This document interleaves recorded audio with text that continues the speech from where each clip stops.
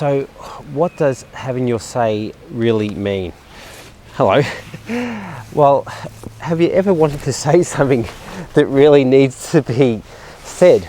Whether it's an idea, a suggestion, an observation, a criticism, but instead of saying it, you've just swallowed your words.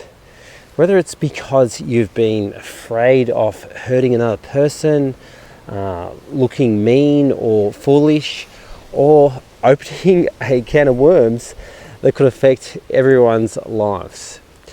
Sometimes it seems like staying silent is the wisest choice. Sometimes having your say is just hard to do. And having your say means clearly knowing, owning, and speaking your truth. And this includes listening to your inner wisdom and intuition and taking aligned action on it. It's about communicating how you feel and asking for what you want and need from moment to moment.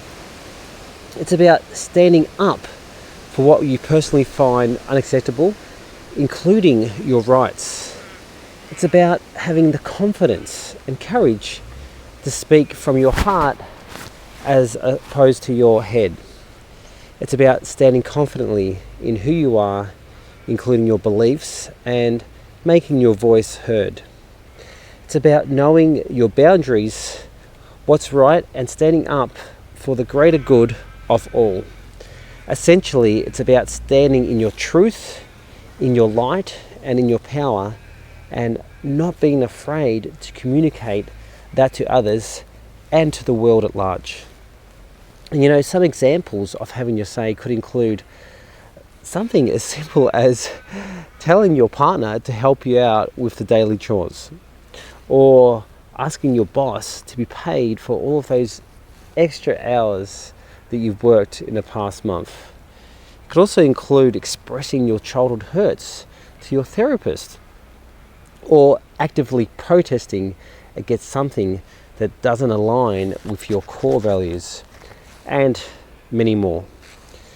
Speaking up can also include advocating for others too, which is often easier to do than speaking up for ourselves. And so having your say is really important, because when we don't speak up for ourselves, we erode our sense of self-worth. We become engaged in a cycle of rationalizing behavior that takes us further away from our values and ultimately the person that we want to become.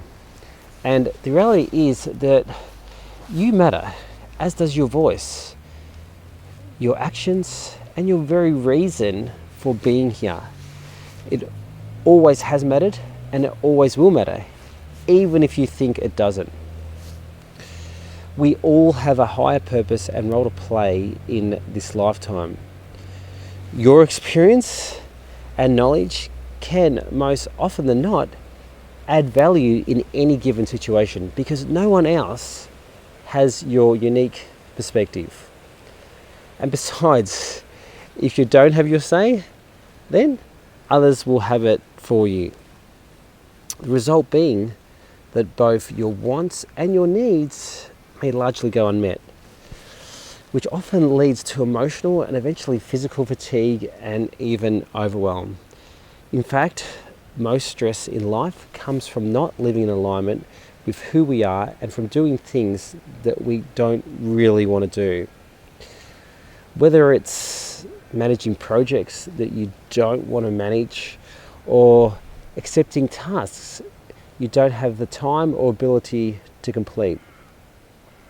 And we all know the effects that stress can have on us, both directly via the physiological changes in our body, as well as the indirect effects, such as an increased inclination to adopt negative lifestyle behaviours. Therefore, having our say is essential to avoid this from occurring, and allows us to achieve and maintain balance, and with it live our healthiest and happiest life. But whilst having your say is essential for your own health and well-being, it is also equally important for creating a better world for all. And this is because when you speak your truth, it creates awareness, inspiration, compassion, understanding, transformation, evolution, and action in others. As such, if you want to make a positive impact on the lives of those around you and the world at large, then the most powerful thing you can do is to have your say. As with anything, it begins from within and then trickles out in the form of your identity, your actions, voice, and impact. It is at the root of all social change, and every single person that has changed history for the better has only done so by having their say and for speaking up for what they believe in. Through doing so, you get to shape not only your own life, but also the entire world around you. And it influences and inspires others around you to voice their opinions as well, to be the change that they want to see in the world. And now more than ever, it is critical that we all share our voice and amplify the voices of those who have been oppressed for too long. And so, as you can see, having your say is really integral to reducing stress and as such towards living a healthy and happy life. Now that you know why having your say is so important, I just want to talk about some important considerations when it comes to having your say. And the first point I want to touch on is to determine why you may be afraid of having your say. And when it comes to having conversations with others, there are really two main ways that the conversation can go. Okay, so the first is an easy, comfortable conversation with a back and forth flow of expression. The second is a difficult, uncomfortable conversation where there is a growing mismatch between what is and isn't being said. The uncomfortable feeling that you associate with needing to say something, even if you're afraid to say it, is called a cognitive dissonance. Cognitive dissonance is the psychological term for the mental distress that arises when you're trying to balance two conflicting thoughts, feelings, or values. What typically happens here is that part of you wants to have your say and speak up because you instinctively feel that a boundary or value that you hold has been violated in some way, or because you simply want to express your opinion. However, at the same time, part of you doesn't want to have your say and speak up because you also desire to be accepted by others. Because at the end of the day, everybody just wants to fit in, right?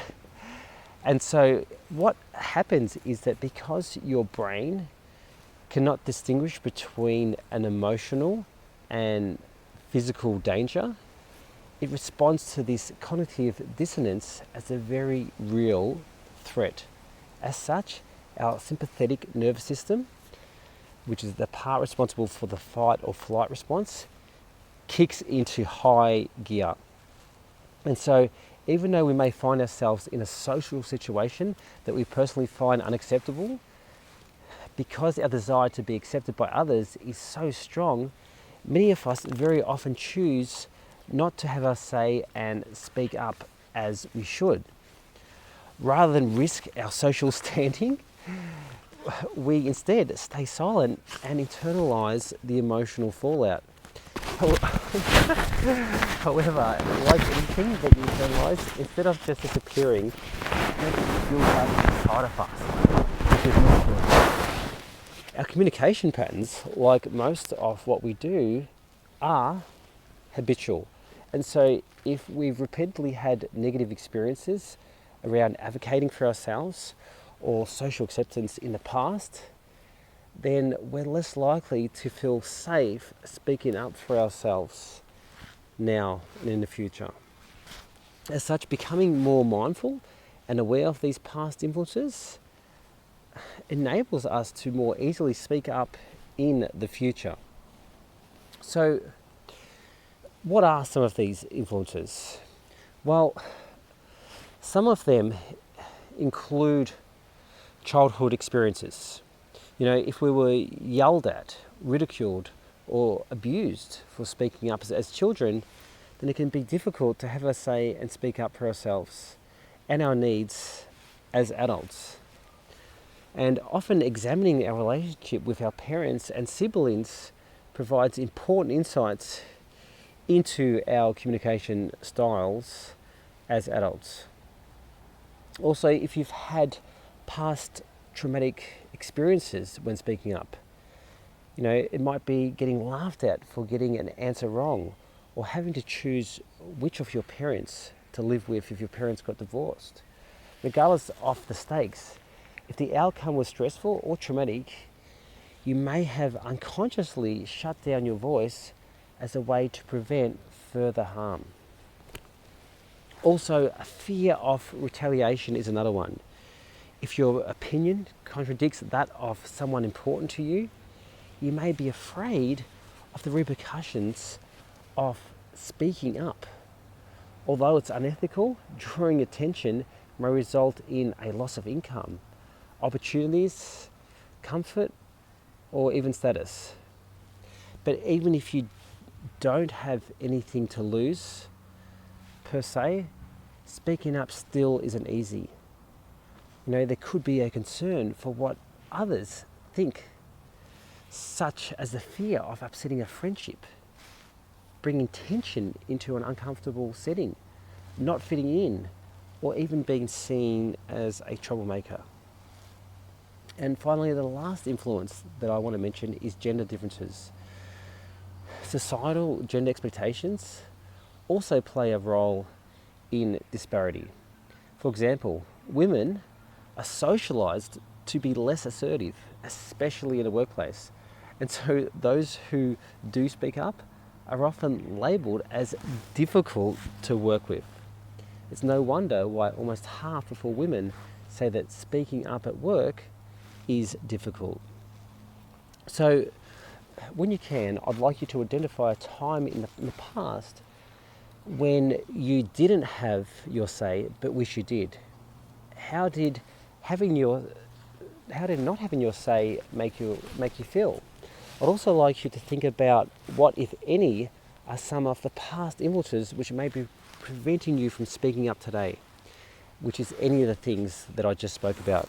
Something to consider if you are someone who really struggles to have your say, is that speaking up in regards to a past issue is often harder to do than speaking up regarding a present issue, often because there is a lot of years and things that have happened in between. So if you're someone who has always struggled to speak up and have your say, then in the beginning, maybe just choose a present issue or situation to begin speaking up about. Remember that it is perfectly normal to find speaking up difficult, as it almost always involves some level of social threat.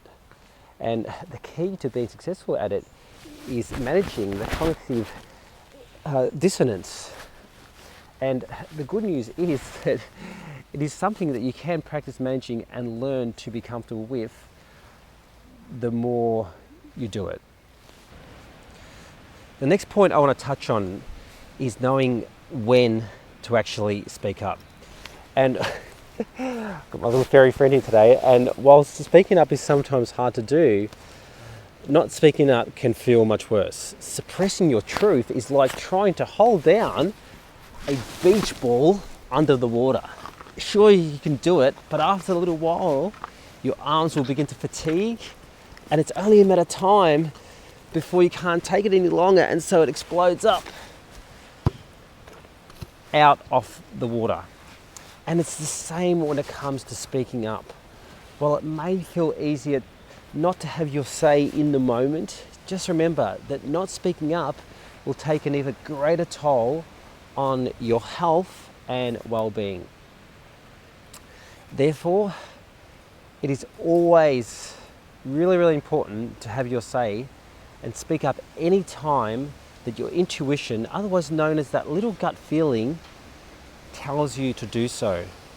This includes when your own health and well-being are being affected in a negative way, or when you want to express an opinion, your beliefs, or when you want and need something, or when you personally find something unacceptable, including when your human rights are being threatened.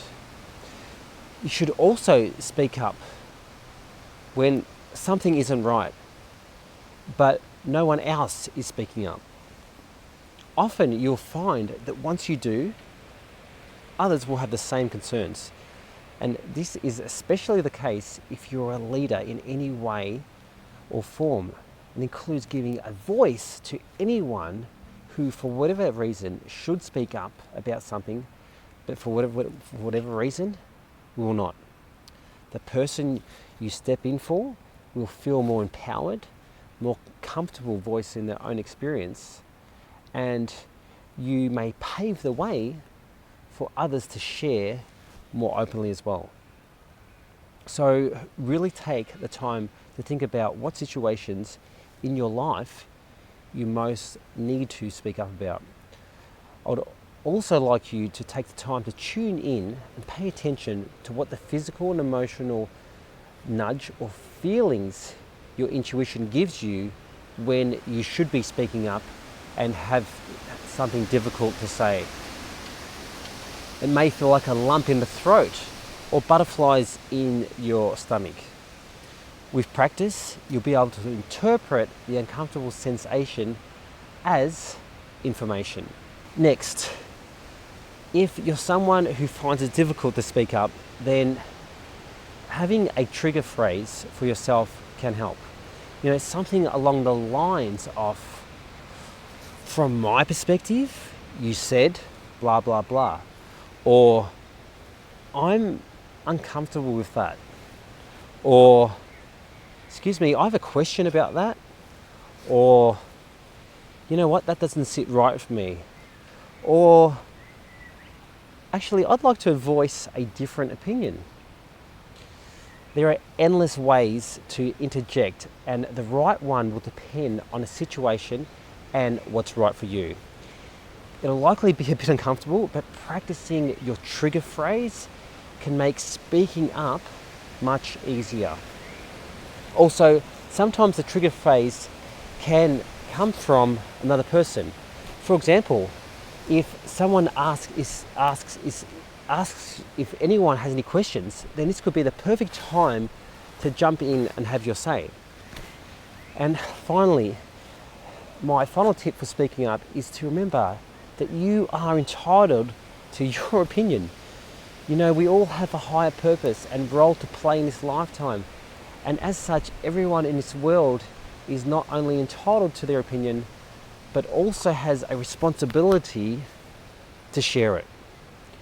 Your experience and knowledge can most often than not add value in any given situation because no one else has your unique perspective. I said it before, it's so important. When we remember this, then it becomes easier to have your say and speak up for what you believe in. So never let anyone take away your freedom of speech.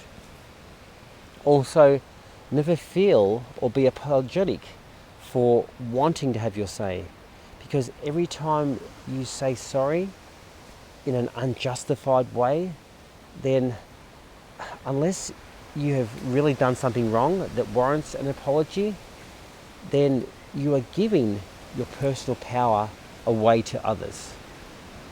Instead, be kind, but also be forward, firm, and confident in having your say.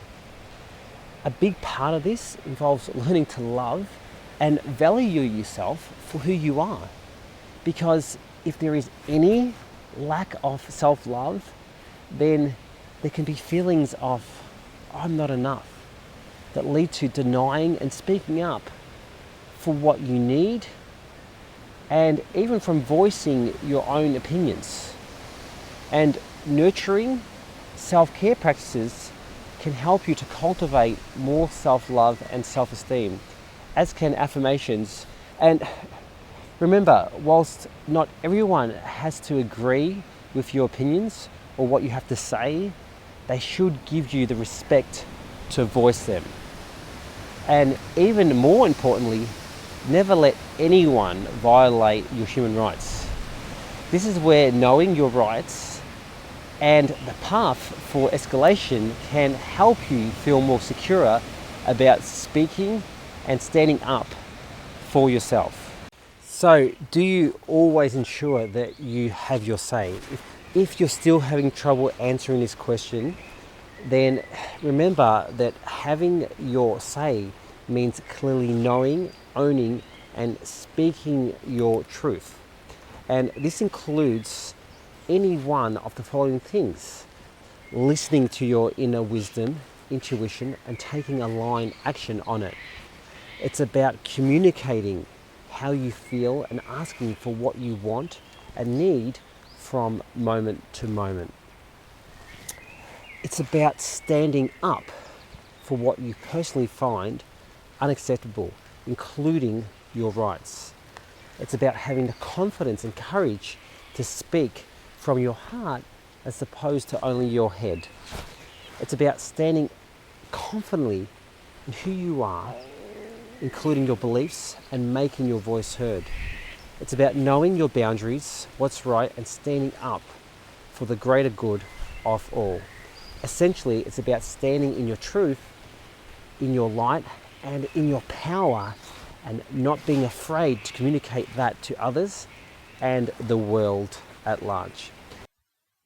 Thanks for watching. Be sure to like, comment, share, and subscribe to learn more about the other essential attributes of staying in your best shape. And until next time, watch what you chew, do what you need to do, and always live true.